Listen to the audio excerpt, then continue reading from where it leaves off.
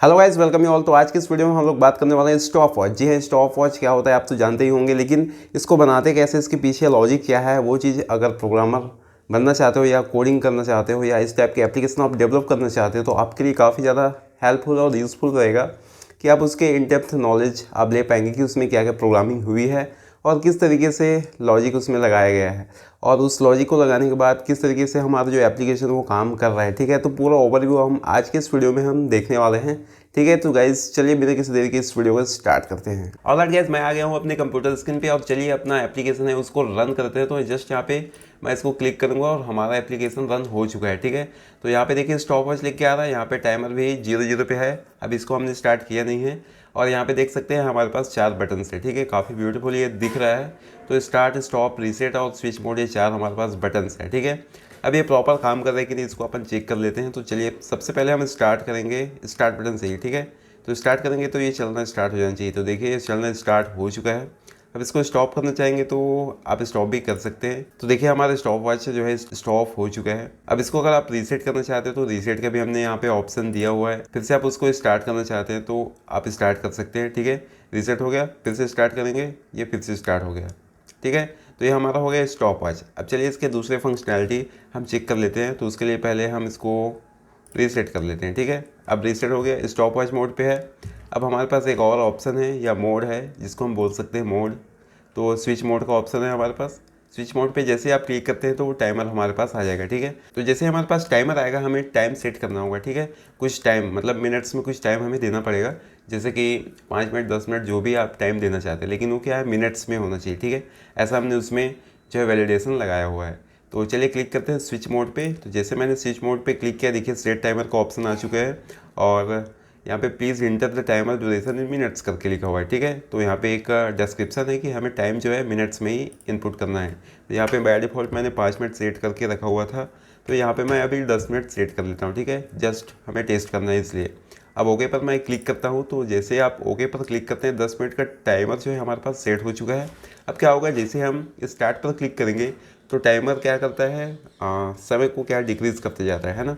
जैसे हम इसको टेस्ट करके देखते हैं तो देखिए मैंने स्टार्ट पर क्लिक किया तो वो क्या है, समय हमारा डिक्रीज़ होता गया है ना। तो एक हम टाइम सेट किए हुए हैं कि उस टाइम में जैसे हमारा कुछ काम होना चाहिए, या फिर आपने देखा होगा बहुत सारे ऑनलाइन एग्ज़ाम होते हैं जिसमें क्या है एक टाइमर सेट रहता है 1 घंटे 2 घंटे का। ठीक है, तो उस टाइम तक आपको क्या है क्वेश्चन जो है सॉल्व करने रहते हैं। तो इस तरीके से टाइमर जो है काम करता है। आपके जो ऑनलाइन सीबीटी एग्जाम्स होते हैं तो उसमें इस तरीके से टाइमर आपको देखने को मिला होगा। ठीक है, तो इसको भी आप स्टार्ट तो कर दिए लेकिन स्टॉप करना चाहते हैं तो स्टॉप का हमारे पास बटन भी है। तो इसको हम जस्ट क्लिक करेंगे तो हमारा जो है टाइमर स्टॉप हो जाएगा। अगर आप फिर से टाइमर सेट करना चाहते हो तो उसके लिए क्या करना होगा, हमें रीसेट पर क्लिक करना होगा। तो जैसे हम रीसेट पर क्लिक करते हैं देखिए फिर से हमारे पास टाइमर का ऑप्शन आ गया है।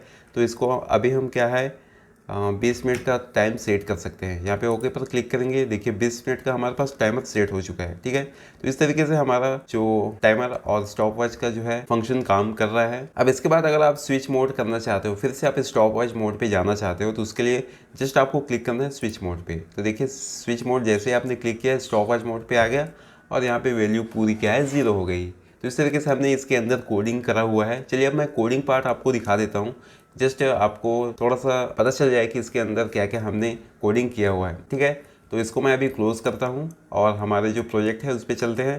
तो यहाँ पे form1.cs लिखा हुआ है, इसके अंदर हमारे पास सारे जो इवेंट्स पे हमने कोडिंग करा हुआ है। ठीक है, तो एक बार मैं आपको फॉर्म का डिज़ाइन दिखा देता हूँ। यहाँ पे मैंने टाइमर कंट्रोल लिया हुआ है, साथ में यहाँ पे कुछ बटन्स लिए हुए हैं और ये हमारे लेवल्स हैं। ठीक है, 2 लेवल्स हैं। तो चलिए अब कोडिंग पार्ट को हम चेक कर लेते हैं कि उसमें हमने क्या क्या किया हुआ है। तो सबसे पहले हमने यहाँ पे 2 वेरिएबल डिफाइन किया हुआ है, एक बुलियन टाइप का है और एक टाइम टाइप का है। ठीक है, तो इसमें इस स्टॉप करके हमने एक क्या है वेरिएबल लिया हुआ है जिसकी वैल्यू हमने बाय डिफ़ॉल्ट 2 सेट किया हुआ है और यहाँ पे टाइम की जो वैल्यू हमने टाइम स्पेंड डॉट 0 करके सेट किया हुआ है। ठीक है, उसके बाद यहाँ पे हमने बटन स्टार्ट के क्लिक इवेंट पे हमने कुछ कोडिंग किया हुआ है। तो जैसे कोई स्टार्ट बटन पर क्लिक करता है तो टाइमर स्टार्ट हो जाता है और ठीक उसी तरीके से स्टॉप बटन पर अगर कोई क्लिक करता है तो हमारा जो टाइमर स्टॉप हो जाता है या फिर स्टॉप वॉच स्टॉप हो जाता है। ठीक है, और रीसेट बटन के लिए भी हमने कोडिंग करा हुआ है। तो रीसेट बटन के लिए हमने क्या है एक कंडीशन चेक किया है कि वो टाइमर मोड पे है या फिर स्टॉप वॉच मोड पे है। ठीक है, तो सबसे पहले वो चेक करेगा अगर स्टॉप वॉच मोड पे है तो क्या करेगा, टाइम स्पेंड जो भी है उसको सबसे पहले 0 पे सेट करेगा और लेवल पे 0 ये सेट कर देगा। ठीक है, उसके बाद नीचे लेवल में लिख के आएगा स्टॉप वॉच। ठीक है, हमने जो टेस्ट किया हुआ है वही चीज़ मैं आपको यहाँ पे दिखा रहा हूँ। और अगर वो स्टॉप वॉच मोड पे नहीं है तो क्या होगा, यहाँ पे इल्स वाला पार्ट चलेगा और क्या है, टाइम मिनट्स में हमने गेट टाइम ड्यूरेशन करके एक फंक्शन बनाया हुआ है जिसको हमने यहाँ पे कॉल किया हुआ है। ठीक है, और यहाँ पे कुछ चीज़ें हैं जो कि टाइमर के लिए ज़रूरी है। अगर आप इसको इन डेप्थ समझना चाहते हैं एक एक स्टेप, तो इसके लिए मैं ट्यूटोरियल आपके लिए लेकर आऊँगा। इसको आप अभी जस्ट ओवरव्यू के रूप में आप समझ सकते हैं। ठीक है, स्विच मोड के क्लिक इवेंट पे हमने यहाँ पे कोडिंग करा हुआ है। ठीक है, तो इसमें भी चेक करेगा कि अगर वो, तो जैसे स्विच मोड पर क्लिक करते हैं तो क्या है, वो पहले चेक करेगा कि वो स्टॉप वॉच मोड पे है या फिर टाइमर मोड पे है। ठीक है, तो यहाँ पे 2 कंडीशन चेक करेगा। टाइमर मोड पे है तो स्टॉप वॉच मोड पे क्लिक सेट करेगा, अगर स्टॉप वॉच मोड पे है तो टाइमर मोड पे स्विच करेगा। तो ये हो गया हमारे स्विच मोड वाले बटन के क्लिक इवेंट के लिए। और उसके बाद हम यहाँ पे टाइमर के लिए, टाइमर के टिक इवेंट पे हमने यहाँ पे कोडिंग करा हुआ है।